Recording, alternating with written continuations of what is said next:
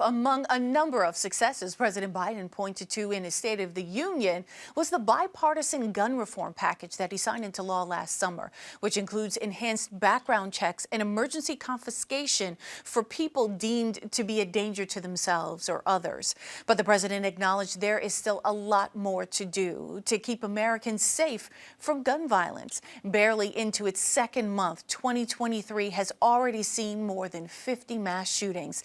The deadliest was on January 21st in Monterey Park, California, where a gunman opened fire during a Lunar New Year's celebration, killing 11 people and hurting at least 9 others before he was disarmed by one of the attendees. That was 26-year-old Brandon Say, who Biden honored last night. He saved lives. It's time we do the same. Ban assault weapons now. Ban them now. Once and for all.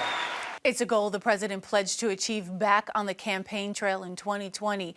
What are the chances that he'll be able to make good on his promise?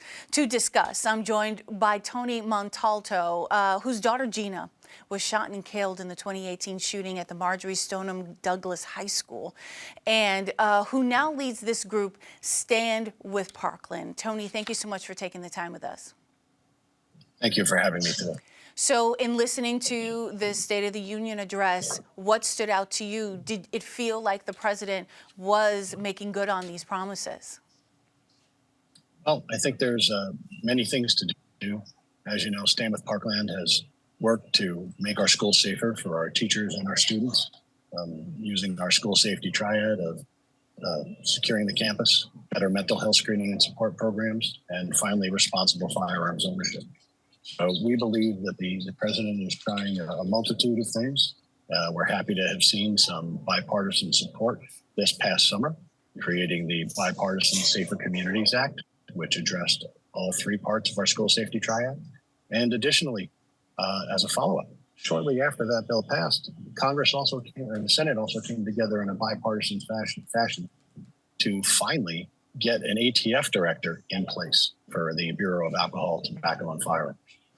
I know that police reform, crime, things like this were part of President Biden's address. But do you think now that we are in 2023, just barely a couple of months into it, we've had more mass shootings than days that we've been into 2023. How does that make you feel as someone who's been doing this work for years now? Well, it's certainly saddening, especially for our families, because we know the pain that each victim's family feels when their loved ones are taken from them in these random and violent acts. We also know that the solution is not one-dimensional, it's multi-dimensional. That's why we work with the U.S. Secret Service and the National Threat Assessment Center to allow them to go out and train people on how to do a proper behavioral threat assessment so that people that are exhibiting troubling behaviors can have an intervention and get the help they need before they resort to violence. Firearms and access to firearms is certainly part of the problem, but it is not the end all and be all. We need everyone to look out for one another. We need our law enforcement folks to be able to investigate things when things are brought to them. And we need people to look for people that are having difficulties and try and get them the help they need. One of the things we work with is the Columbia Protocol, which is available on our website at standwithparkland.org under our resources page. And this is a suicide prevention tool that anybody can use. It's an app on your phone now, and it gives you the opportunity to interact with somebody you see who's having a difficult time.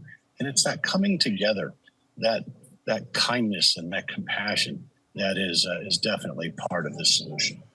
Well, speaking of that, the coming together, you mentioned the bipartisan support. And of course, we saw, standing ovations when the gentleman who disarmed the shooter in Monterey Park was acknowledged there. Do you believe, and the same token, we saw a lot of divisiveness on the floor there. Do you think that there is going to be a bipartisan push that will be effective in the last part of the president's, presidency here? I think the only way to help solve these issues and make our community safer is by working together in a bipartisan fashion. Neither party has all the answers by themselves, and each party will need to compromise in order to achieve some goals.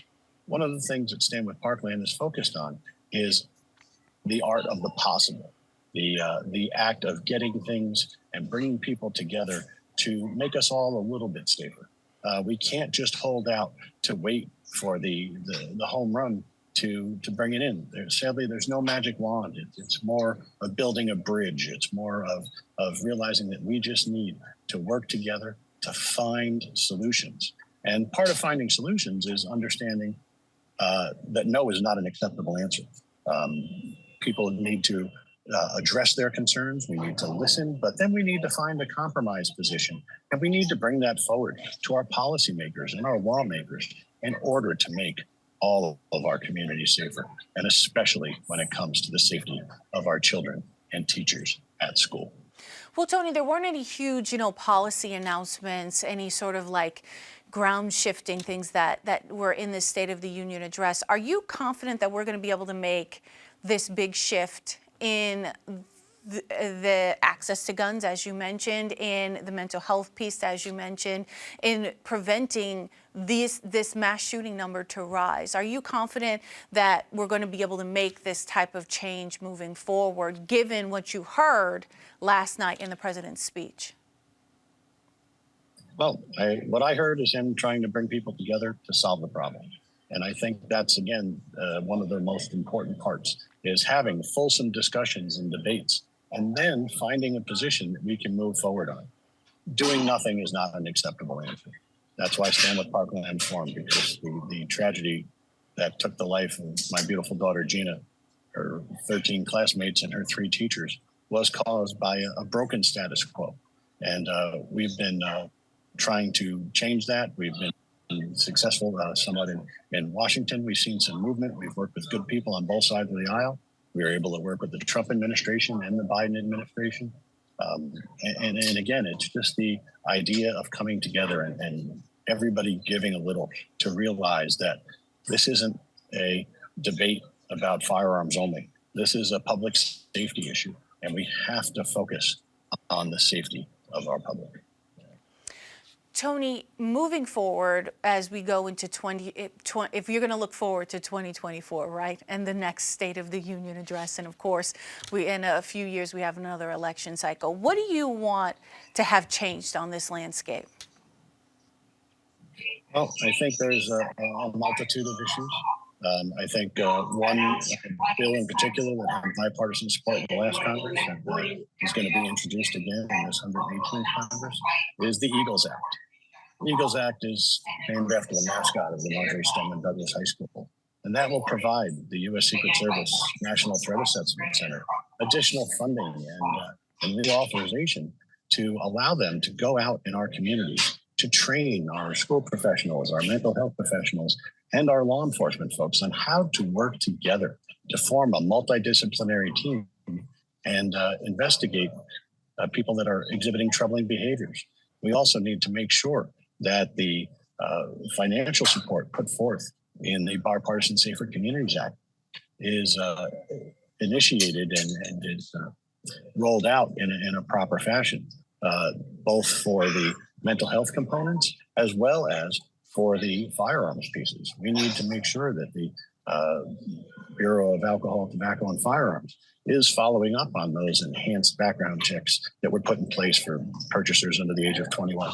We need to make sure that we are closing the so-called boyfriend loophole. We need to make sure that we're preventing the straw man purchases. All of this was passed into law. All of it was funded. Now we have to implement it, and it's very important to follow through on that implementation. All right, Tony Montalto, I know that you are in between flights, which is why we're hearing some of the noise in the background. Again, thank you so much for your time and the work that you're doing with Stand with Parkland. Well, thanks for having me and helping us get the word out. Again, look at standwithparkland.org, and the resources page is a multitude of things that can help make our communities safer.